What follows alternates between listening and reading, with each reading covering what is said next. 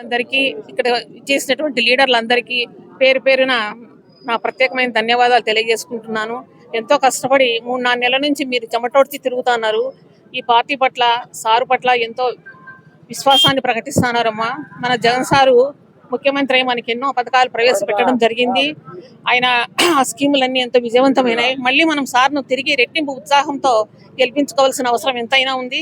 10 సంవత్సరాల నుంచి కమలాపురానికి పోచంరెడ్డి రవీంద్రనాథ్ రెడ్డి ఈ ప్రాంత వ్యక్తి కాకపోయినప్పటికీ మీరు ఆయన్ను మీలో ఒక వాడిగా భావించి ఆయన పట్ల ఎంతో ప్రేమతో విశ్వాసంతో మీ వాళ్ళలో ఒకటిగా చేసుకుని ఆయన కానీ మీ మీద అదే విధమైనటువంటి ప్రత్యేకమైన అభిమానాన్ని చూపిస్తూ తనకు సాయశక్తుల అన్ని విధాల పనులు చేస్తూ మీ అందరికీ అన్ని విధాలా చేయడం జరిగింది.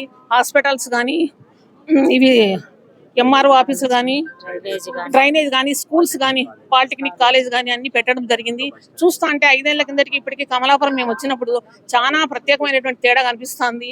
అదంతా మీ యొక్క ప్రేమ ఆదరాభిమానాలు. సారు మీది మనసులు గెలుచుకున్నాడు, మీరు సారు యొక్క మనసులు గెలుచుకున్నారు. ఇప్పుడు ఇంతవరకు పిల్లలు బాగా చేయడం జరిగింది. ఇప్పుడు మేము చేసిన క్యాన్వాస్ అంతా అయిపోయిందమ్మా. ఇప్పుడంతా మీ భుజస్కంధాల మీదే ఉంది, మాది ఏం లేదు. సార్ని గెలిపించవలసినటువంటి బాధ్యత మీ మీద ఉంది. మీరు ఎంతో బాగా మంచి ఉత్సాహంతో గెలిపించి ముఖ్యంగా వృద్ధులకు చదువురాని వాళ్లకు ఆ సిస్టమ్ ఎట్లా వేయాల్సింది, ఓటు ఎంపీకి ఒకటి ఎమ్మెల్యేకి ఒకటి ఏ విధంగా బటన్ నొక్కాల్సినటువంటి చెప్పి వాళ్ళతో చేయించవలసిన అవసరం ఎంతైనా ఉంది బాబు. అందులో ఎండాకాలం కాబట్టి కొంచెం తొందరగా ఉదయాన్నే వాళ్ళని తీసుకుపోయి వేసి మొబైలైజ్ చేయిస్తే చాలా బాగుంటుంది. మనకు ఓటింగ్ శాతం కానీ చాలా బాగా జరుగుతుంది. తర్వాత మన కమలాపురం నియోజకవర్గంలో హ్యాట్రిక్ ఎమ్మెల్యేగా సారు పేరు నిలబడడానికి మేమంతా కృషి ఎంతైనా ఉంది. అట్లే ఎంపీ గారు కానీ హ్యాట్రిక్ ఎంపీగా గెలుస్తారు. రెండోసారి మన ముఖ్యమంత్రిని, మన జిల్లా వాసిని ముఖ్యమంత్రి చేసుకోవాల్సిన అవసరం ఎంతైనా ఉంది. ఆయన వచ్చినాడంటే అన్ని పథకాలు రాజశేఖర రెడ్డి అన్న ఏ విధంగా ప్రవేశపెట్టినాడో ఆ పథకాలన్నీ ఖచ్చితంగా జరుగుతాయమ్మా. ఆయన రాజశేఖర రెడ్డి అని చూసే మనం జగన్ గెలిపించుకున్నాం. అదేవిధంగా ఇప్పుడు జగన్ సార్ కానీ చెప్పింది ఖచ్చితంగా చేస్తాడు.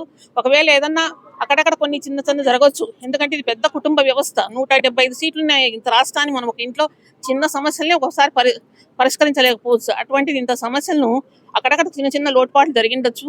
అవన్నీ మీరు మంచి పెద్ద హృదయంతో ఆదరించి ఈసారి మళ్ళీ జగన్ సార్ను మన సారులను అందరినీ గెలిపించుకొని మళ్ళీ మన ప్రభుత్వాన్ని తెప్పించుకోవాల్సిన అవసరం ఎంతైనా ఉంది. మీ అందరికీ మాతో పాటు నడిచి పాపం ఎండనక చెమట రోడ్చి నడిచినందుకు మీ అందరికీ మా మనస్ఫూర్తికంగా వైఎస్ఆర్ కుటుంబం అందరికీ పేరు పేరున ధన్యవాదాలు తెలియజేసుకుంటున్నాను.